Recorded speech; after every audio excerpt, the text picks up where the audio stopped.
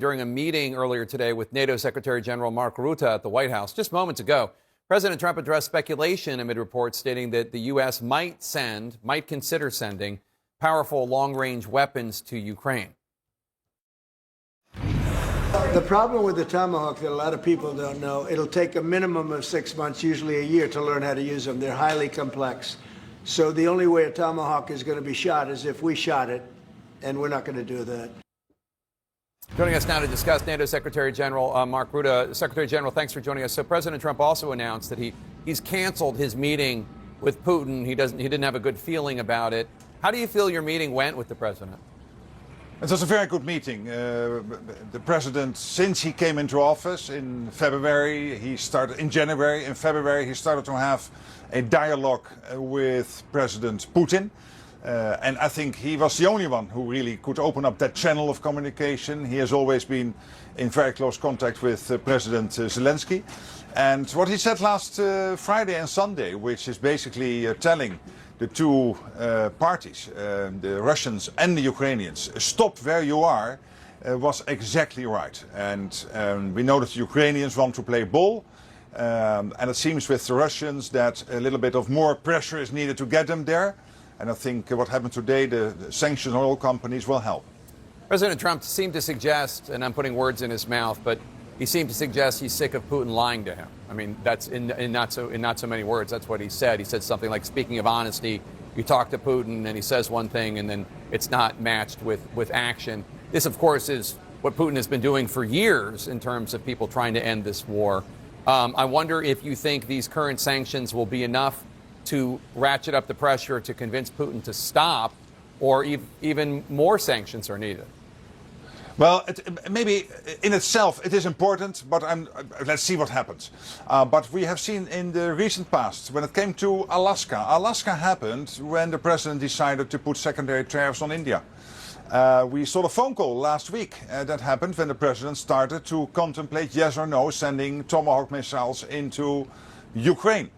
So it means you can change Putin's calculus. You can change his way how he wants to end the war. And I think what we discussed today, and the president and I are in complete agreement on this, sustained pressure is needed.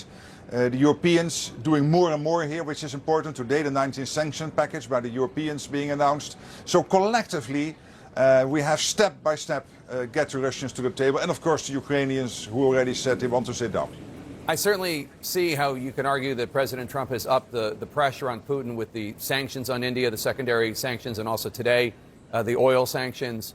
But where is the evidence that Putin has changed any of his behavior? What we have seen is his going into Alaska, the phone call last Thursday, which hastily came about after the president announced that he was contemplating sending these Tomahawk long-range missiles to Ukraine for them to be used. Yes or no, not yet decided, but it was something he contemplated, he pondered to do. And you see, therefore, that when Putin feels under threat, that he feels things are moving in the wrong direction, that he then starts to react and act. When the president said Russia is a paper tiger, it was the Russians who said, no, we are not a paper tiger, we are a bear, which of course is silly because a bear is easily recognizable. You don't have to explain it to anyone. So all of this shows that they are not on a sure footing, the Russians, and the economy is not doing well. Speaking of the Tomahawk missiles, you have said it's not NATO's place to litigate which weapons the U.S. sends to Ukraine. We did see these horrible images today of Russian strikes on a kindergarten. Ukrainian President Zelensky says that Putin is continuing these attacks because he's not feeling enough pressure. You heard President Trump suggest that Tomahawks are not on the table. It does seem that they might make a difference, though. Well, again, it's up to individual countries, and let's never think that one specific weapon system will change the whole war. If it was that easy, then we would have ended it when the Germans sent the Leopards 2, when the Dutch and the Danes sent the F-16s. These systems are important. They will absolutely help to bring this war to an end. But in itself, one weapon system will never end it. And I think what the president explained today is that for the Tomahawk system, and he was completely right here, it takes months for anyone other than American soldiers to be trained on them. So it is not that if you decide today that Ukrainians can use them tomorrow. President Trump said that he thinks Chinese President Xi Jinping, with whom the president's meeting next week, could have a, quote, big influence on Putin. Do you think roping Xi into these negotiations, who, of course, has his own not-so-secret ambitions to seize Taiwan, do you think that's a good idea?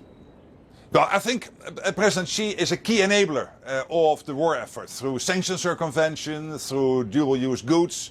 The Chinese deliver into Ukraine. They work together with North Korea, with Iran, supporting the war effort. And to your point of Taiwan, we all know that the old thinking that you have the Euro-Atlantic, NATO, and then you have the Indo-Pacific and they are totally separate, that is really old thinking. We know that these theaters are more and more interconnected. So the President of the United States sitting down with the General Secretary of the Communist Party of China next week is important. And I'm absolutely convinced, and the President said so much in the presser this afternoon, that Russia and Ukraine will be on the table. Obviously, President Trump's relationship with NATO has had its ups and downs. How are you feeling about the U.S.-NATO relationship right now? I would argue it has never been better, thanks to President Trump, because I know from President Trump 45, when I was still Prime Minister, he was totally committed to NATO, but he irritated the fact that the Europeans and the Canadians were not paying the same as the Americans. At the NATO summit in The Hague, we collectively decided to move to 5%, including 3.5% spent on the core defense spending. That equalizes what the Europeans and Canada are doing with what the United States is spending. So since Eisenhower, so over 70 years, this has been a big pebble in the shoe, a big irritant in the relationship within NATO.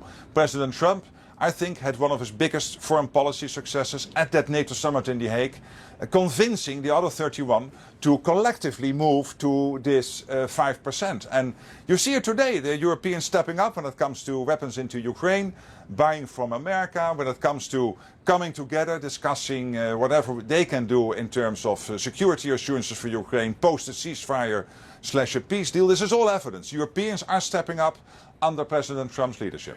NATO Secretary General Mark Rutte, thank you so much. Appreciate it, sir. We're just minutes away. Thank you so much.